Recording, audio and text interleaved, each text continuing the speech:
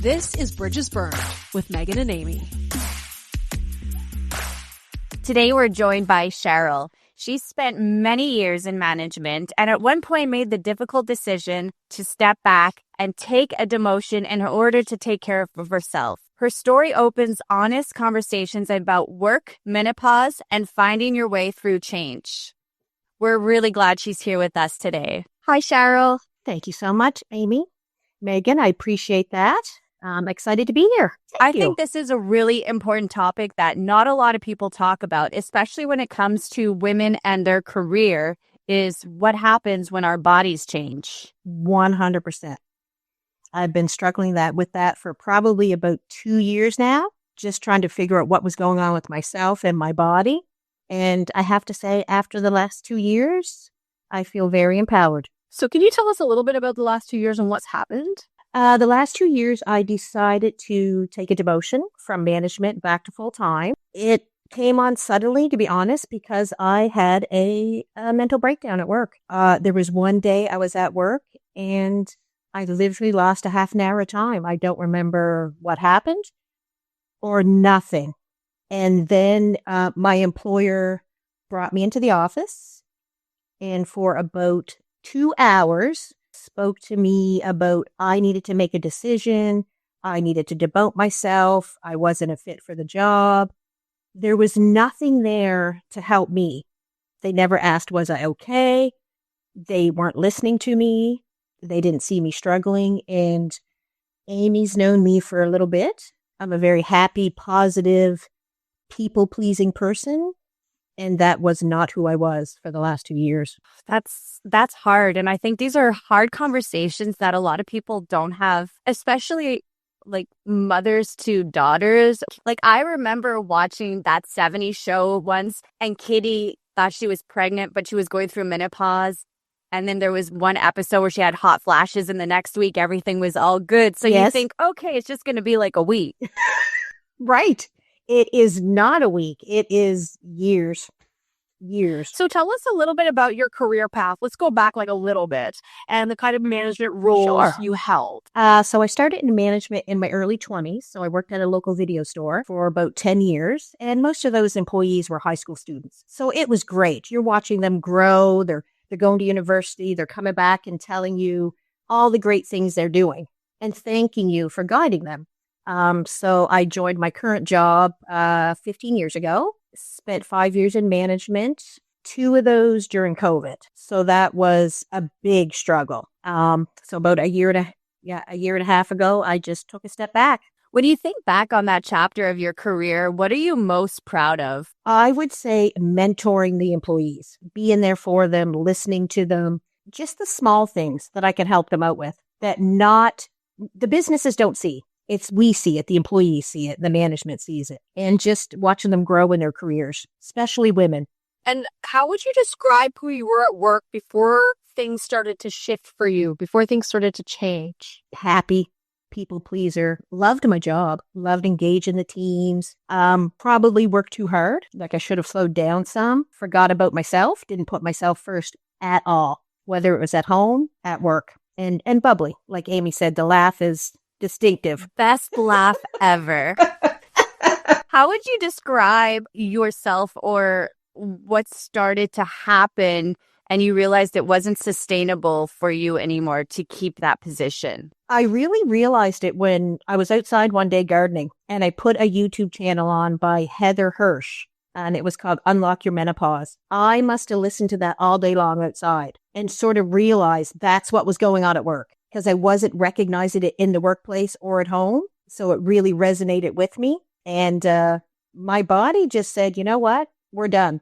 We told you softly. We gently nudged you. Now we're going to do it the hard way. And I think that's sort of when the mental breakdown really came on. Do you think the mental breakdown came from you just trying to pretend? Because I know Amy and I both, well, especially me, for so long, I was putting in so much work and not seeing much back from it. And I was working my ass off and never listening to myself. I was overdoing it. Sometimes I work 7 days a week and then I try and still have the social life. And all of a sudden I had breakdown as well. It was one thing after another and it just was like, bang. What day? Yeah, 100%. And a terrifying thing as well. Like, because you almost get clarity and that you can focus on how you can get through that on the other side. Yeah. How did menopause show up while you were still in a leadership role? Like, I've known Cheryl for a bit, and this girl would have some hot flashes, and you would just be like, is it hot in here? And I was like, no, Cheryl, it's really not. It's kind of cold. Well, definitely the hot flashes. You got to go and cool off somewhere, whether it's outside in a snowstorm or not. Just foggy brain, forgetfulness, and just the little things would set me off. Things that shouldn't even have bothered me would send me right over to the edge. Now, did you understand menopause? Like, was that something that was discussed in your family or with your friends, or did you kind of have to learn it on your own? Not discussed at all. I mean, nothing to do with anything with women was discussed in my household. You didn't have a career, you stayed home. That was kind of how it was. And then I started doing my research and then started speaking to my friends and my sister. And then all these women started saying, I'm not crazy. Like, this is something your body does. I was like, yeah. And I recommended the book. And I think 5 or 6 women already have purchased that book. So can you take us back to the day when you kind of had that full mental breakdown? You said you don't remember a half an hour of it. But yeah, what do you remember from that day leading up and then afterwards? It seemed like a normal day at work, but I felt awkward, uncomfortable. I felt the team and my manager kind of sensed something was going on. So they were kind of taking a step back from me almost and felt almost isolated and not heard or seen at that point. Yeah. What's the first thing you remember afterward? Being brought into the office. Oh. Yeah. And just having the conversation that obviously did not go well, but in hindsight, it was meant to be. Yeah, absolutely. Yeah.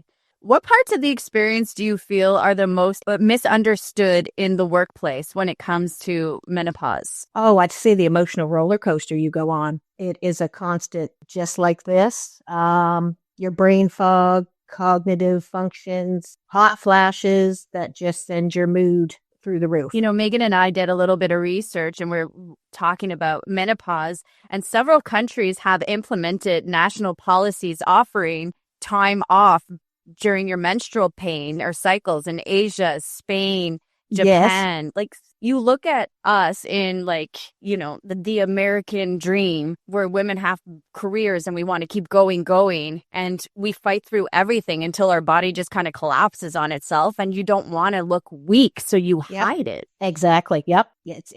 I'm fine. Everything's fine. It's great. Then you go home, shut your bedroom door, cry, get up, go to work the next day, do it all over again. And the businesses need to be aware. What parts of the experience do you feel are most misunderstood in the workplace? Communicating with them, having open conversations about it. And it's really not just about the women. The men should be educated on that as well. 100%. For them to understand what we're going through as well. Yeah. I was telling Megan that once I had to call in sick because I had a ruptured cyst in my ovary. And the girl who replaced me, my boss had told her I called in sick because I was on my period. And I was like, well, come on. And I said, even if you did call in sick because you had your period, he has no idea what that can be like sometimes for some women. Zero. Exactly. And everybody's different. Yes. The pain some women go through. And to be honest, for me, I was on birth control for a really long time. And when I finally got off of it, it's like I started to have what is a real period.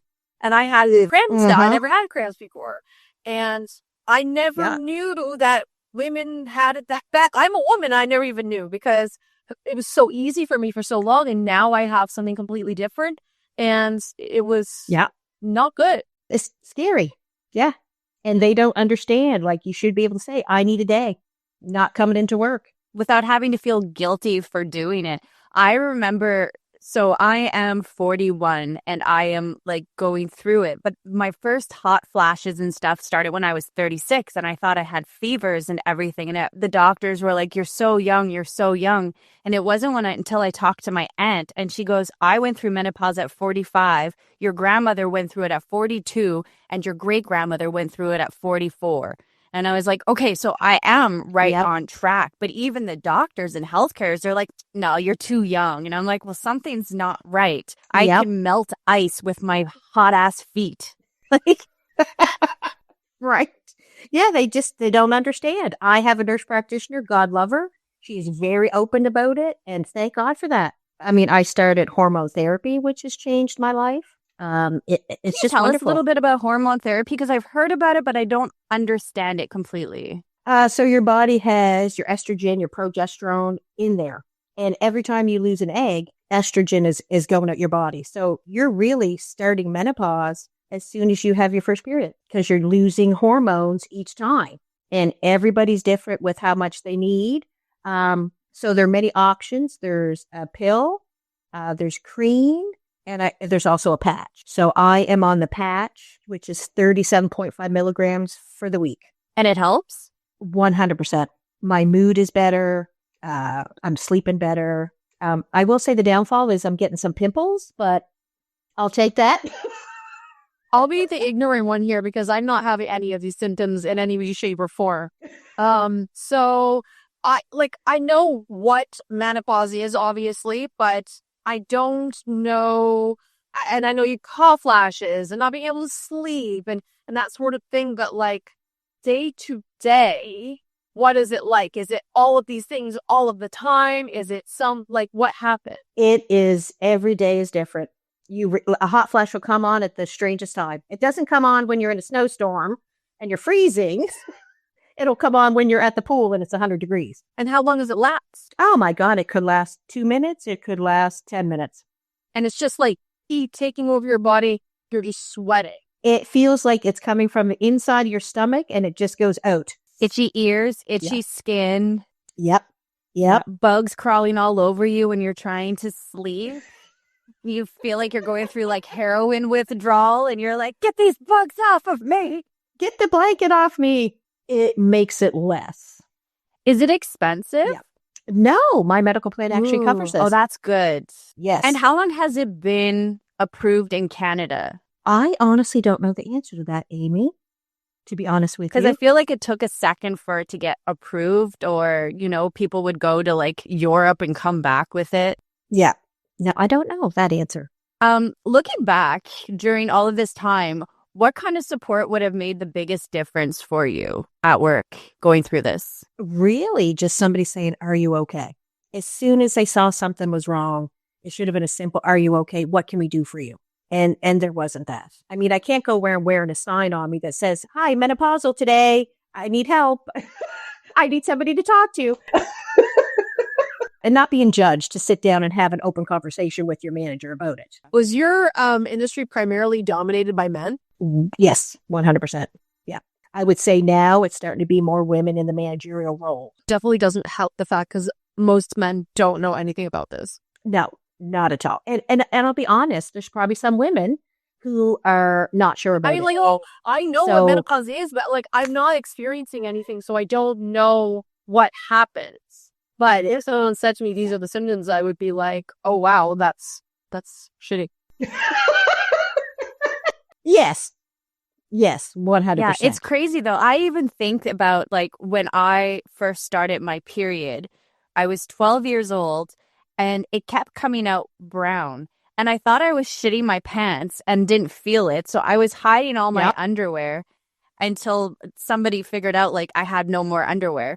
But I had my period for a full year. It didn't stop. Like every single day I had my period at 12 until the point where I got a yeast infection because it was just, and my mom finally took me to the doctor. But talking to my sister, who's 13 years younger than me, and, that generation is all about speaking up and learning. She goes, it took them a year to take you to the hospital. And I was like, yeah, that's a good point. But that's just how it was back then. And then 13 until I think 32, I was on the pill. Yep, same here. Yeah, it's crazy. Yeah, actually, I was also on the pill for like from 14 to 35 only because of irregular periods. I had my period for like almost same as you, not fully for a year, but like it was always happening.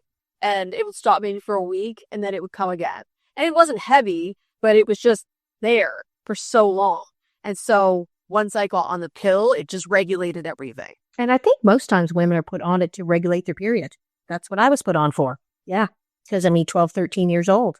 And the dads are freaking out because you're 12 years old and you're on the pill, but nobody's talking to you about what happens to your body. And so they just stick you on a pill until it finally catches up and you get migraines or this happens. And then your whole body just like switches again because it's all the hormones yet again. Exactly. Being a woman is hard, girls. It is tough.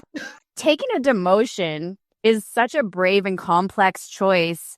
What went into that decision for you? It was about self-preservation, 100%. I was completely burnt out and I needed to take time for me. And I needed to understand that that wasn't a selfish decision to put myself first, but it was a very hard one because that's always what I've done. And who am I if I put myself first and nobody else? It's funny because me and Megan have talked about this a lot and even with other guests. And it's like, if you are a career-driven woman, once you're out of a role, it becomes an identity crisis. It does 100%. Like, who are you not as a manager? If you're not leading people, what's your purpose in the job? So that was a big struggle for me to kind of transition from a managerial role back into full-time and not see it through a managerial eyes. And I would say it's taken the last year to get to that point. So you're still working now, you're just not in a managerial position. Correct. I'm just full-time, no responsibility. How did you wrestle with that change at first? Was it like your ego hurt? Did you see managers doing something and you're like, you're fucking this up so bad? Yes. Have to be honest about that one. It's just not what I would do or not what I was taught. So that's the hard part. Or somebody coming to me and saying they're struggling and they need a hand. Unfortunately, I'm not able to help them anymore. I have to send them in the direction of the management team. Yeah. Once you stepped into your new role, what changed first for you? 100% the stress level. Totally gone. Not having any responsibility felt wonderful. I'm starting to love my job again. I'm getting back to enjoying what I got in the business for in the first place. It's a customer service oriented business. I love customer service and just making somebody's day. You have no idea. A simple comment to a customer can just make their day.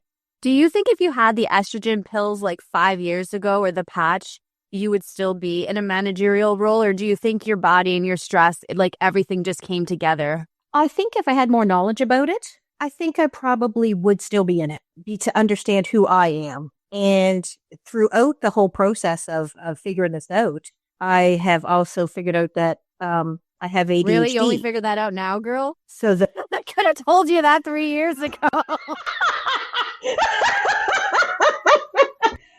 Okay, I wasn't accepting of the fact that I could be ADHD. So the menopause just brought that out to the forefront. So now I have a nurse practitioner that specializes in that, and which is paid by my healthcare plan. And they put me on some medication. And between the estrogen and that, the brain is not doing this. Like, I can go to sleep and not think and worry or stress. And I think that's the biggest part in management is you bring it home with you and think about it all night long. Like, what kind of things do you think about as a manager? Did I say something wrong? Did I upset up somebody? Are you meeting your targets? Are you going to have a good performance appraisal? Things like that. That's fair. What would you say to someone in management who's struggling silently right now, going through everything that you did? Advocate for yourself, number one. Why do you think we're so scared to defend ourselves? I think for me personally, I felt like it was a failure. I felt that I was doing something wrong. Somebody would judge me, all of those things. Do you know, it's so funny because we are all, everybody on this chat, raise your hand if you love some Real Housewives. And we're watching these 50-year-olds, right, who look younger than us, but not once does menopause or estrogen or any of that topic come into play. Yeah. Oh, they just let their life is happy and everything's great. Well, yes, I'm sorry. If you're watching Real Housewives of Beverly Hills right now, Boz is 48 years old and she's going through fertility treatment to try to have a baby. 48. Well, we'll start our own housewives. The Real Housewives of Menopause. Just sit there like this the whole time. Oh my gosh.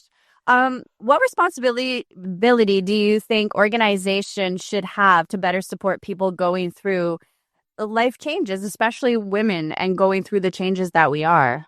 Definitely raise awareness and normalize it and be able to talk openly about it. Flexible work hours. I mean, if you're having a rough night and you have not slept and you would know, Amy, you have to get up early and do something, you cognitively, you just can't do it. Do you know how many times I was asked if Yeah. I was Health drunk when support. I was just sober, but I was so deliriously tired? My eyes, and I'm just like, no, I'm so sober right now. I know. And it's scary because you look at yourself in the mirror and you go, my eyes are bloodshot. It looks like I've been up all night. And you go to work thinking, are they thinking the same thing? And we focus on mental health so much, which is wonderful. But I think we need to focus on menopause as well a little bit. Have apps that focus on that. I know the IWK is looking into getting something that's for menopause for women. And career support, because, you know, we all have performance appraisals or we're all spoken to throughout the year. And if you're struggling with menopause and you don't know how to express it, your management's going to think something totally different than what's really actually going on. Yeah. And if it's male management, they're like, oh, menopause. And Exactly. if they went through menopause, there would be holidays to the fuck's sakes. They finally get their parade. They wouldn't be able to handle it. They wouldn't be able to handle it. But there would be more done because they would be like, well, how is someone supposed to work like this? And we have to make sure we support everyone. Like, we are lucky now because we speak up so much and we're allowed to speak up, but it hasn't obviously always been like this. We've all had really hard times in our workplace because we've been scared to speak up. And I think it's so important that we are now for the women that will count. I mean, you ladies doing this podcast, I've listened to every episode. I mean, phenomenal. I mean, Amy, I resonate with you and the things you went through. Like, I feel the same way. And just hearing those women speak about what happened to them, it's just empowering. It is. And I think it doesn't matter what workforce you're in, what title you're in. If you're a woman, you never want to come off weak, and you will continue to push yourself and push yourself. And unfortunately, so many managerial positions are held by these baby boomer men that you're not going to feel comfortable saying, like, I'm bleeding profusely and need to go home right now. I don't think they would get it or understand it, and you just hold it in. Exactly. And I mean, if you do say it, you say, I'm on my period. They're just like, oh, And in high school okay, once, go home. I said to a teacher, well, we were lying too. This older man teacher came out to us. He was like, why are you ladies not in class right now? And my friend was like, we had to go get a tampon because we are on a period. And he was like, la, la, la, la, la, and he like walked away like that. We were like, that was too easy. Like, really? Yep. Yeah. And now in workforces too, I think it's an uncomfortable topic, or it's kind of, we grew up kind of taboo. You keep it to yourself, or if you share it, it's like, oh, too much information. But I really do feel like the next generation will just say what's happening and how they feel. And I do love them for that. I do too. Out of my back because I was in grade 7 when I got my period. Not a tampon, probably pad then, but yeah, like you put it like underneath your shirt or whatever, and you walk really fast, and you don't want it to make noise in the bathroom. Yes. No, and you have to have. I don't think so. They you just have pull to it have out. tampons in public areas now in workforces. Like they have to have them there, and I just think that's fantastic because once upon a time you had to ask your friend or something. And it looked like you were trying to like smuggle meth to each other or something like a secret drug deal. What responsibility do you think organizations should do to better support people through menopause? Like not just managers, but companies as a whole. Oh, I mean, there are businesses that have women committees. They need to talk about that. I mean, you have NSGEU, you have CUPE, all of those. I mean, the workforce in Canada is 47% women. So that's half the population. And I'm sure half of them don't know anything about menopause in the workplace. If workplaces could change one thing tomorrow, what would you want it to be when it comes to women's health? Have it at the forefront. Make it comfortable and open and honest that you can talk about it, and put in some things in place that women feel comfortable about it. Even if it's something on the board, like a poster of any kind, and men should feel comfortable with that as well. And I think too, just Because I used to worry if I said stuff like menopause or periods or whatever in front of guys, they'd be like, oh my God, Megan, don't talk about that. Now I'm just like, I don't give a shit if you don't like it. I don't care. It's something that's happening right now. I need a tampon. I'm going up. Like, I don't usually announce it, but if it comes up, then I'm going to say it. I shouldn't feel ashamed about it. We shouldn't be, I don't know why we've always been so embarrassed about it. It's a natural human thing. I think that probably comes from our parents. I know my mom did not educate me on anything whatsoever. I mean, I woke up one day and here we are. We're having our period and I didn't even know what it was. Oh, wow. It was that. What did you think was happening to you then? Yes, I did not know. I just went out the room and got my sister. And she's the one that showed me and told me and all those things. Oh my God. My mom handed me a little book. She was like, can you read this and then come back to me with any question? I don't even think they talked about it in sex ed. Oh, they did for us. They were like, pick one thing and read what's the definition of everything? And they went around the home and I think I got like pubic hair and I able to see what it was. Oh no. And I had a laughing, crying fit and I couldn't talk. And they moved on to the next person. No, that was not. I would say yes.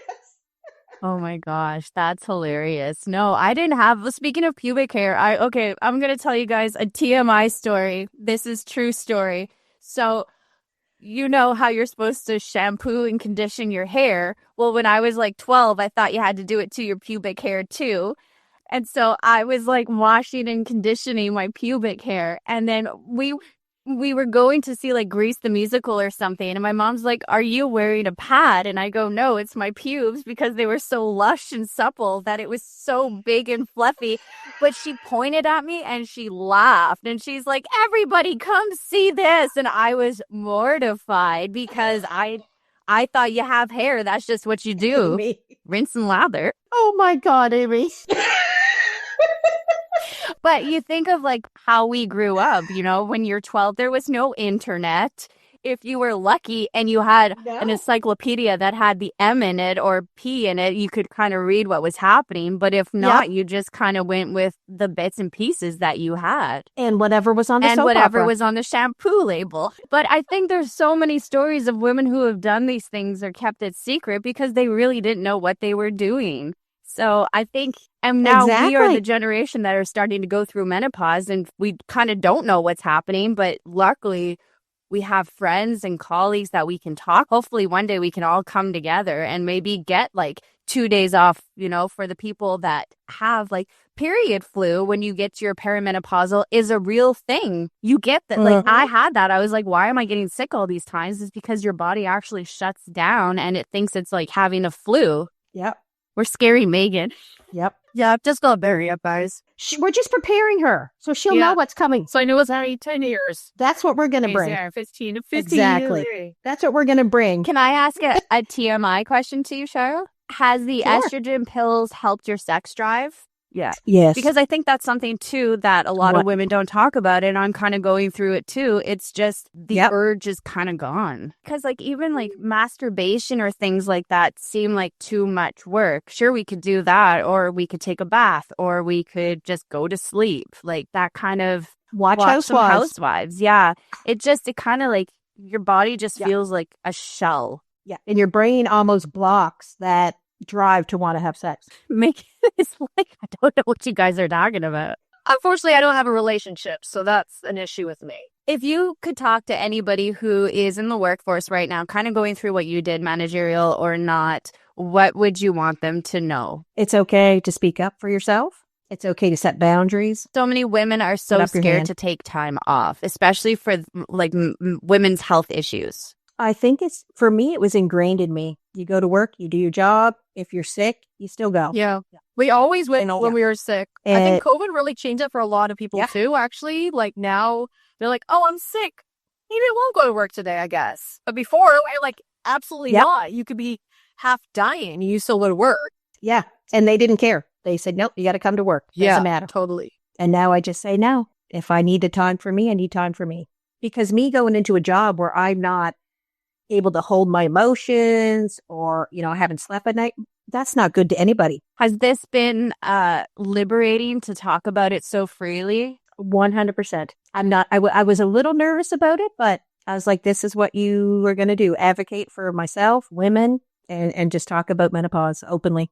I love that. And I love the openness and honesty. And I hope that somebody who's listening and watching Housewives Eating Chips, maybe slowly listening to us, feels a little less alone. Yeah. And that's it. You do feel alone when it hits And if you. anybody has ever rinsed and lathered their pubic hair, please you are not alone. And I'm French Italian, so let me tell you. I'm going to change your name on my phone to Luscious Pubes. Oh my God. I'm not mad at it. I like it. I'm sure there's an OnlyFans era for me somewhere people would love to see. Oh, Megan, I can say I was going to text you the other day. I like feet. Oh, you do? Would you buy my pictures then, Cheryl? Maybe, I made depending. a lot of videos when I was staying over at Amy's house this past summer. And because I was all alone for a few days, I was like, a great place to do it. So I have tons of videos and pictures I could sell. Well, my friend and me talked about it, and we said that's the only way we do OnlyFans is with our feet. But now, I have a question now. This could be a whole other podcast. What is it about feet that you like?